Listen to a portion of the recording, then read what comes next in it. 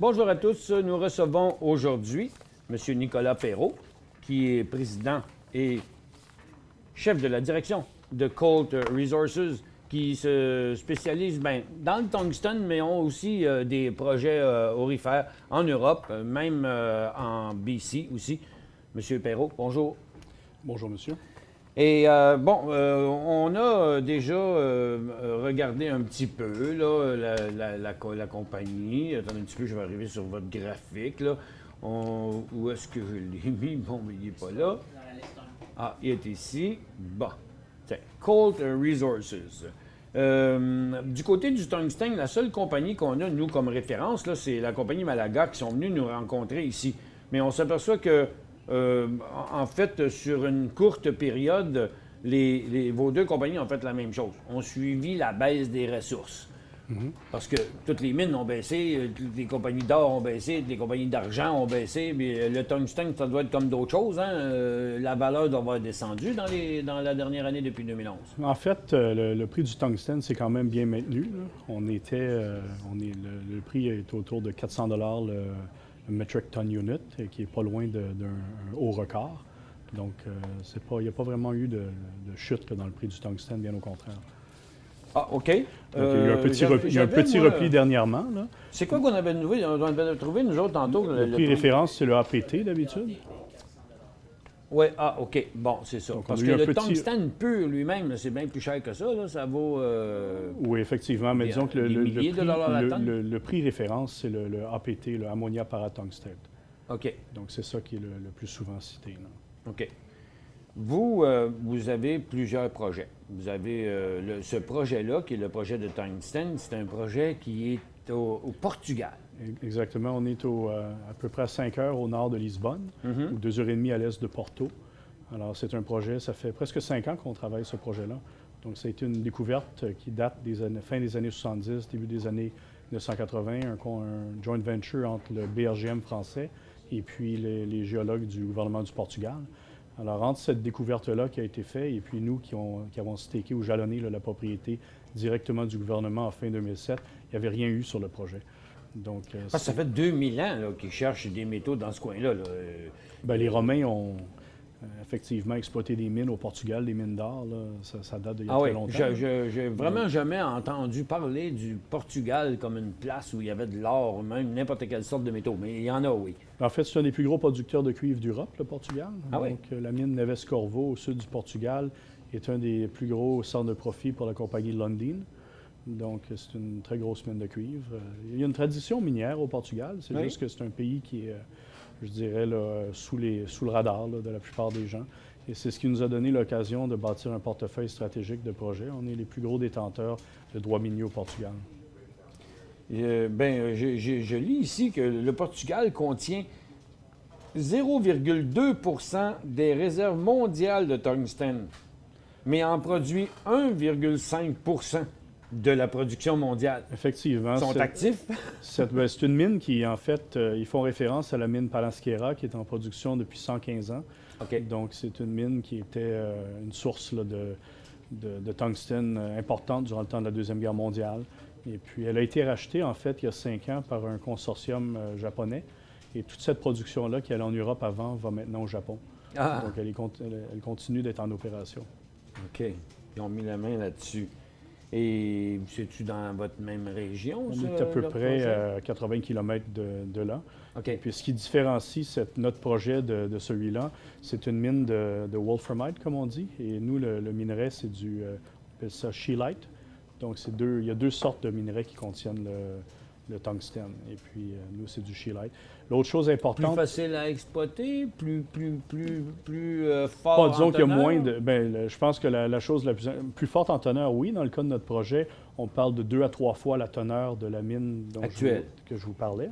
Okay. Et puis aussi, en termes d'épaisseur du gisement, on a deux skarns, si vous voulez, qui sont n'importe où entre 5 et 20 mètres d'épais. Et eux, c'est une mine souterraine qui mine un filon qui est moins d'1 mètre d'épais. Donc, c'est assez Puis important. vous, c'est en surface différence. ou près de la surface? C'est-à-dire le gisement sort à la surface, là, mais ça va être une mine souterraine. Donc, avec des galeries, là? Avec des galeries, mais je veux dire, les skarns sont comme je vous ai dit, entre 5 puis 20 mètres d'épais. Donc, ça va être du bulk underground mining. OK. Et puis, c'est probablement le gisement le plus riche de tungstène en Europe. Bon. Là, vous parlez, et on va revenir sur le tungstène pour l'instant. Parlons aussi des autres projets. Vous avez un projet d'or aussi, dans lequel vous parlez de 8 à 12 millions de tonnes, d'une teneur de 2,5 à 3 grammes la tonne, toujours au Portugal. Effectivement. Là, vous faites référence au 4301 Exploration qui a été produit par SCRK en mars l'an dernier. OK. Donc, ils ont simplement dit qu'il y avait un potentiel il y a comme une périodicité des gisements qu'on a en surface. Je pense qu'il faut revenir à l'historique du projet. C'est une découverte qui a été faite dans les années 50, encore une fois par le département de géologie du gouvernement du Portugal. Et puis, ils cherchaient du cuivre et ils cherchaient du fer principalement dans la région. Et puis, ils sont tombés, ils ont fait une découverte d'or. Alors, on revient à l'époque où l'or était fixé à 35 l'once. Oui. Bon. Puis même quand elle valait 350 pièces l'once, ça coûte plus que ça, Effectivement. la raffinée. Mais c'était dans le contexte là, des années 50. Et puis, il n'y a rien qui s'est passé finalement entre ce temps-là et puis le début des années 90, quand Rio Tinto, la géante Rio Tinto, est venue dans la région puis a poursuivi un peu où est-ce que les géologues du gouvernement avaient arrêté. Et puis, ils ont fait beaucoup de forages, mais en surface, donc les premiers 100 mètres de la surface. Et puis, ils ont vraiment confirmé que c'est une zone de cisaillement, donc un shear zone en anglais, et qui s'étend sur plus de 35 km. On a identifié à peu près 118 km, 111 km de ceinture aurifère où il y a des anomalies géochimiques. Et puis, il y en a juste à peu près 18 qui ont été explorées. Donc, le travail des gens qui étaient là avant nous, qui s'est pas mal arrêté au milieu des années 2000. Donc, pour continuer un peu l'historique, Rio Tinto a fait beaucoup de travail et puis ont quitté vers le milieu des années 90 et sont devenus une compagnie de métaux de base. Et c'est vraiment en 2005, donc dans un contexte où l'or était 500-600 l'once, qu'il y a une série de compagnies australiennes qui sont venues dans la région, Iberian Resources, et puis par la suite Tamaya Resources qui a acheté Iberian. Ils ont poursuivi où Rio Tinto avait laissé. Encore une fois, se sont concentrés sur les anomalies géochimiques en surface les plus importantes à l'époque où l'or était assez au prix que je vous ai mentionné. Donc, vous avez eu toute une série d'études faites par les autres. On a hérité d'une banque de données qui consistait à 1100 trous de forage, 500 tranchées. Donc, ça a été un point de départ extraordinaire pour partir un projet. Alors, nous, on l'a acheté essentiellement de la faillite de Tamaya. Donc, on a essayé d'obtenir ça du liquidateur de Tamaya en fin 2008.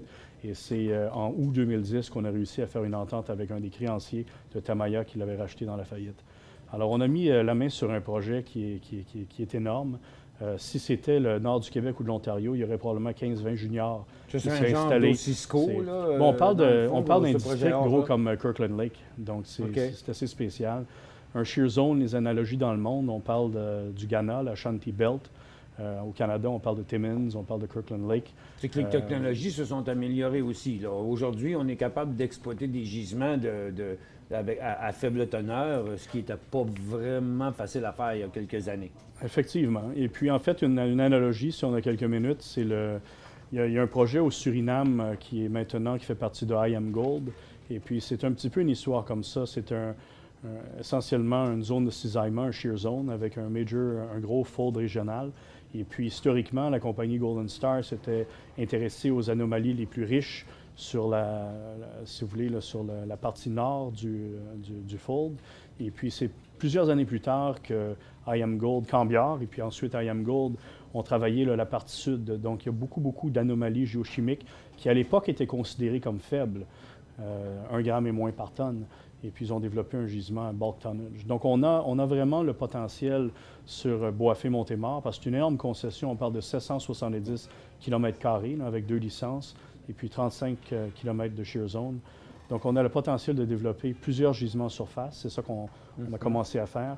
Et puis aussi d'explorer en profondeur, parce que les zones de cisaillement, normalement, la minéralisation peut continuer au-delà d'1 kilomètre en profondeur. Donc, un projet de tungstène, un projet aurifère, un autre peut-être plus petit projet à Kamloops, près de Ouais, Kamloops, en c'est plus un Colombie-Britannique. actif. C'est un des legacy assets de la compagnie. Donc, Notre focus, OK. c'est le Lui, Portugal. pour besoins futurs. Donc, parmi ces deux projets-là, le projet Aurifère, le projet de Tungsten, lequel vous favorisez le premier? On les favorise les deux, mais ils vont être développés différemment. Le projet Tungsten, notre stratégie, c'est de le développer en partenariat avec un joueur de l'industrie, alors que le projet Aurifère, on va le développer par nous-mêmes. OK. Et quand vous parlez de joueurs de l'industrie, vous faites référence à? Bien, écoutez, le tungstène, c'est un métal stratégique. Là, je ne peux pas m'avancer, surtout en ondes. On a des discussions avancées avec plusieurs groupes, et en Asie et en Europe. Et OK. puis, Vous avez embauché quelqu'un qui est genre de spécialiste pour vous avez les remarqué contacts sur en notre Chine? advisory board, effectivement, il y a Connie Wang, était attaché de presse à un ancien premier président de Chine. Mais ça fait partie d'un programme assez actif que nous avons en Chine. Donc, c'est un membre de l'équipe. Donc, l'autre grosse compagnie qui est déjà producteur là-bas a été achetée par les Japonais. Donc, vous avez dit 2 fait 4. Hey, les Chinois, ça vous tente-tu d'embarquer dans le nôtre? Parce qu'ils sont assez affamés, les Chinois aussi, en termes de tout ce qui est de métal. Bien, je pense que ça se voit dans les nouvelles quotidiennement. Vous avez fait un financement dernièrement.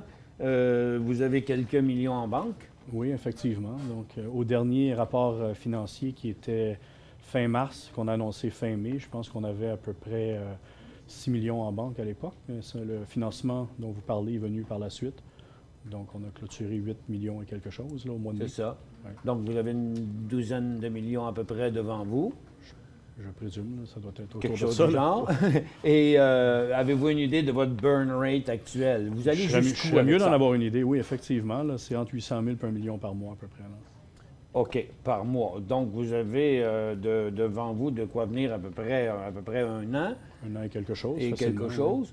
Et, mais là, vous dites ici, début de la étude de faisabilité en 2012, construction de l'usine ou de je sais pas quoi, du plan là, pour l'extraire, de la mine en 2013 et production en 2014. Bon, je pense qu'on peut parler là, de début 2015, première partie OK. 2015 pour la production. Là. Donc, on va avoir un deuxième. On a déjà publié un premier calcul de ressources pour le projet. On parle du projet Tungsten. Je pense. Oui. Donc, un premier calcul de ressources fin 2011. On devrait avoir un nouveau calcul de ressources début, c'est-à-dire avant la fin septembre de cette année, qui va être suivi de très, très près par une étude de préfaisabilité. Et puis après ça, on va, en début 2013, on va passer, on complète les études environnementales au moment où on se parle. Et puis en début 2013, on devrait avoir un autre calcul de ressources et puis une étude de faisabilité. Puis là, on se lance en... Puis là, sinon, un partenaire, une vente de la partie de la compagnie ou un nouveau financement. Parce que là, vous êtes à 42 cents, vous venez de 90. C'est un point de stabilité, là. C'est comme vous êtes sur votre bas, là, que vous n'avez jamais dépassé à date. Mais pour la construction de l'usine, puis le début de la ça va se faire en va prendre de partenariat. l'argent. Donc, on n'a pas... on ne budgète pas là, de dépenser... Là, plus que quelques millions de dollars là, de plus là, sur le projet Tungsten. Le reste va se faire via partenariat, c'est très clair là-dessus. Donc, céder une partie des actions à un plus gros joueur qui va venir mettre l'argent pour exploiter le gisement. C'est le genre de formule qu'on étudie actuellement. OK. Bon, bien, écoutez, ça promet. Pour l'instant, en tout cas, il y a eu bien de l'historique là-dedans. Il faut remercier le prix des ressources qui est quand même beaucoup plus haut qu'avant. C'est ce qui fait que ça réveille toutes ces affaires-là. Mais parlez-moi donc pour finir le tungstène, au niveau de la demande, là, pour voir à quel point il est nécessaire ce gisement-là. Est-ce que la demande continue d'augmenter? Bien, la demande continue d'augmenter de façon très régulière. On prévoit un déficit assez important à peu près à la période où on entend rentrer en production. Donc, on soupçonne aussi que la Chine a pris le meilleur de ces gisements. Donc, ils ont high-gradé leur projet le plus important. C'est ça que nos sources d'informations en Chine nous disent. Donc, je pense que si les gens comptent sur la Chine comme source d'approvisionnement en tungstène, ça aurait peut-être été le cas il y a 10 ans, mais je veux dire, la Chine, à l'époque, exportait le tungstène à l'état brut et importait les produits finis. Mais maintenant, on les fait tous en Chine, ces produits Maintenant, finis-là. ils Donc, il y en a viennent plus chercher notre d'exportation. pétrole brut pour le raffiner là-bas, pour exploiter leurs Effectivement. affaires là-bas. Dis donc, on a déjà dépassé un petit peu notre temps, mais quand même, le tungstène, c'est le métal le plus dur après le diamant Le plus dur, le plus lourd, effectivement, et avec qui le fond point à de... la température du soleil. Exactement. Donc, ça... C'est un métal stratégique. C'est pas un métal rare, là, mais c'est un métal stratégique, des applications uniques qui ne peuvent pas être remplacées par d'autres métaux. Quand vous dites que c'est pas un métal rare, parce qu'il y a beaucoup de producteurs dans le monde? Oui, mais je pense qu'il y a une série d'éléments là, qu'on parle de rare earths, là, des métaux rares, et puis Ouais. celui-là n'est pas qualifié comme un métal rare, c'est un métal stratégique. OK. Mais... Bon, il est rare, ça ne s'empêche pas qu'il est rare, là, mais... Oui, oui, qu'il est rare, mais c'est comme ils disent que les terres rares, il y en a partout aussi, mais qu'elles sont rares les places où il y en a assez pour Exactement. l'exploiter. Donc, dans votre cas à vous, il y en a suffisamment pour l'exploiter. Bien, écoutez, on a fait la plupart du travail qu'on a fait était autour là, de la découverte historique des fin des années 70. On a publié un premier calcul de ressources. Notre objectif dans celui-là, c'était vraiment d'identifier quelque chose qu'on pensait qui est économique pour partir d'une opération. Le Blue Sky viendrait plus tard. Là, on est en train de faire du forage de définition, la métallurgie. Le gisement grossit. On a plus de confiance dans les chiffres. On a aussi fait une découverte 750 mètres plus loin sur une des anomalies qu'on avait en surface. Et on est en train de faire du step-out drilling autour de l'anomalie. Et ça a de l'air, pour l'instant, aussi prometteur que le premier gisement. La question qu'on se pose, c'est est-ce qu'il s'agit de deux gisements ou ils sont connectés les deux? Donc, vous êtes Donc, intense dans on est forage. très actif au niveau du forage et puis c'est vraiment le début du projet. Donc, c'est quelque chose qui a le potentiel de devenir très, très gros. Bien, M. Perrault, merci beaucoup d'être venu nous visiter pour nous parler de votre compagnie et on va suivre ça de près. C'est bien gentil. Merci.